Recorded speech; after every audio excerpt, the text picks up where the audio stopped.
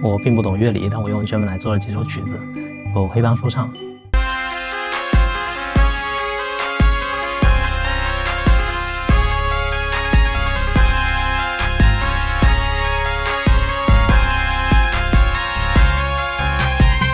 也有复古电子游戏，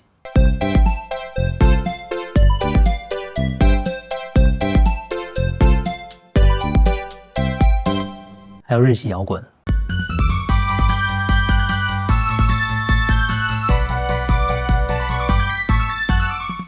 是不是只有欢乐节奏的呢？不是的，其实抒情流行也行。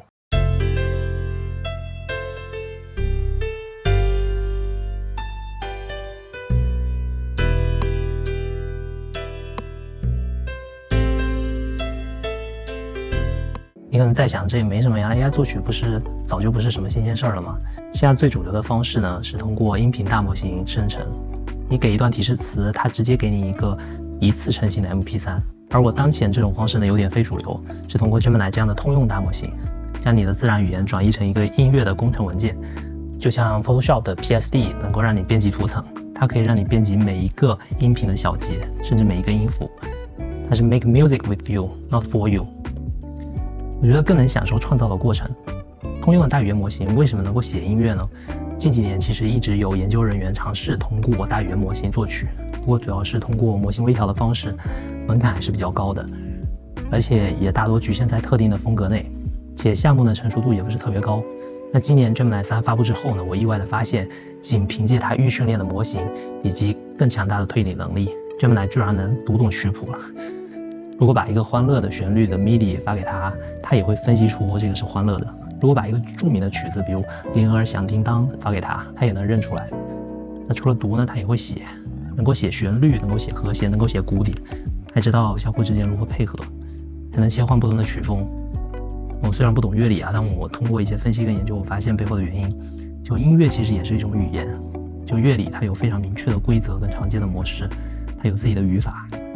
规则是固定的，比如说 C 大3和弦是由 C、E、G 组成，这是一个事实跟规则。那模式呢是常见的，比如说流行音乐中经典的1564卡农和弦进行，你能在很多的音乐中听到。而大语言模型呢，就是在其海量的训练数据，包括无数的乐理文章以及曲谱文章中，学习到这些规则跟高频出现的模式。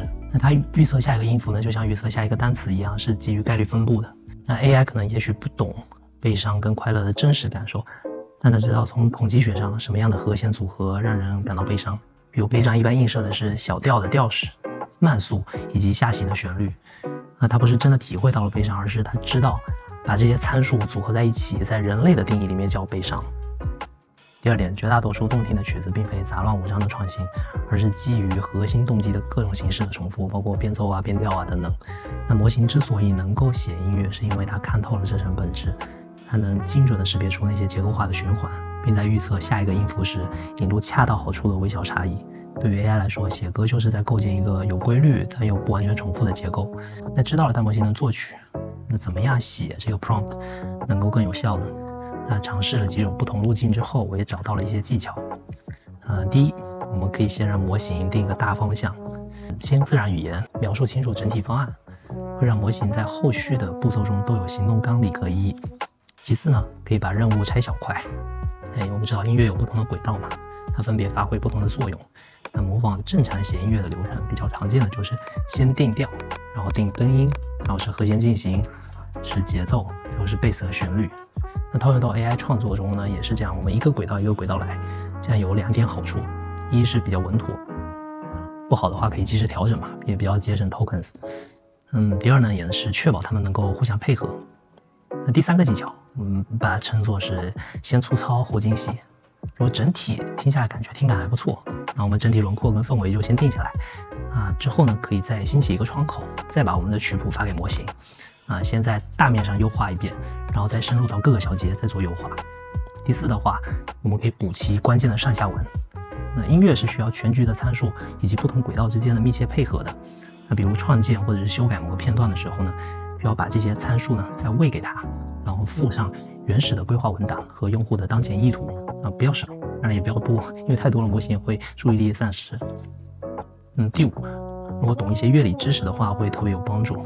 如果你知道什么样的曲风适合什么样的和弦进行，什么样的调式会产生什么样的情绪，直接喂给模型，模型不仅仅会让你的音乐更有确定性，也能给续写带来更多的变化。还有一个协修的小点，在万能公式的基础上创新。那写歌呢，最怕俗，也最怕怪，就怎么平衡呢？其实和弦进行完全可以用那些被验证过无数次的万能公式，然后我们发挥创意去设计怎么弹这些和弦比如配合节奏定个规则，如果大鼓响了就怎么弹，如果小鼓响了就怎么弹。这样一来 AI 能在最经典的公式上演绎出新的花样来。OK， 听起来大模型好像很强，那有没有什么不足呢？的确是有的。第一点，它会比较缺乏人味。第一版一般都比较机械感，编曲会有点呆板，经常就是单音、超长音。如果你让它做一些经过音，它就会单纯的爬梯子。那我也是做这个项目的时候才知道，人在演奏音乐的时候会有很多的不完美，卡点可能会不完全，力度会不均匀。那 AI 可以通过调整一系列的参数来模拟出这些不完美。不过像吉他那种滑音或者是推弦的技巧，就属于 AI 的硬伤了。那第二个不足呢，我们把它叫顾此失彼。虽然开头演示的那些片段，我个人觉得听感还不错，但是在专业人士听起来呢，就还是有很明显的缺陷的。我猜可能是因为我构建的上下文信息缺失或者太多了，导致模型产生了幻觉。那模型本意都是好的，但是它忘记之前的轨道情况是怎样，所以就搞出了这种单独听还 OK， 但是和之前的轨道搭配在一起的时候就不太和谐的片段。不过 AI 的能力肯定还是会越来越强，所以这些问题呢，我觉得很快也不再是问题。接下来如果你也很感兴趣，我们现在就可以试试，给你演示一下我自己开发的 AI 作曲工具。这是个网页应用，不用下载安装。打开链接之后呢，你会看到4个轨道，除了节奏轨道外呢，其他的几个轨道都是可以切换音色的。你也可以适当的调整一些摇摆值跟混响值来模拟真实的音效。下方则是可以调整一些全局的参数，包括 BPM 也就是速率，还有小节的数量，以及根音，还有调式。这些概念如果不熟悉或者不了解也没有关系啊，这个工具本身最大的价值就是 AI。你可以输入一段自然语言的创作意图，让 AI 来帮你规划，甚至每个音轨的音符。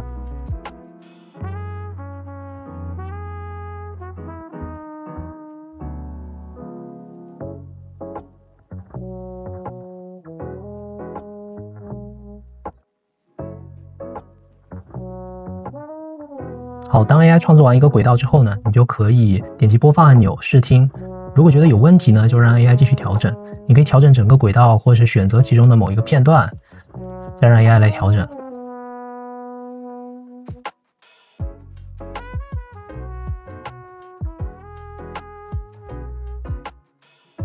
操作部分就这么简单，之后我们需要做的就是继续让 AI 把剩下的几个轨道补完。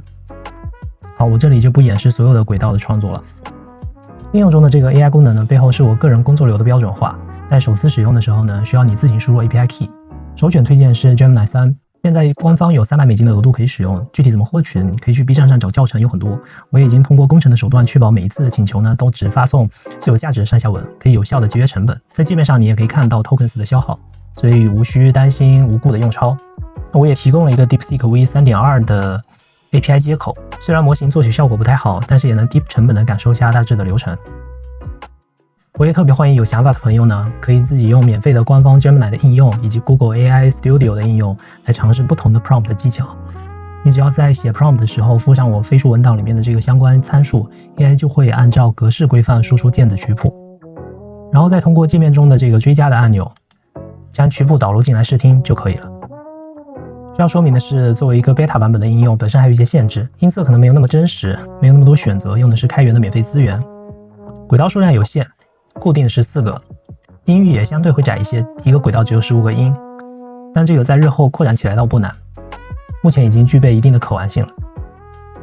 我不知道有多少人和我一样啊，就长大之后才对某些事物产生兴趣，但是又觉得门槛也挺高的，迈不进去。我也本以为这辈子跟音乐无缘了，那种 AI 直出的应用呢，又让人觉得自己没有什么参与感。直到现在模型的这种作曲能力涌现之后呢，我这种不懂五线谱的人也能在一个个音符的调整中找回那种创造事物的快乐。我开发这个工具呢，主要还是抛砖引玉，无论你是想复刻改编经典，还是想当一回小小的作曲家，搞点实验性的声音，现在都是最好的尝试机会。工具我已经放在评论区了，剩下的就看各位的脑洞了。那期待大家也能开发出自己的独特调教方法，写出你自己的作品来。这就是今天的视频了。最后的最后，给大家准备了一个彩蛋，祝大家圣诞快乐！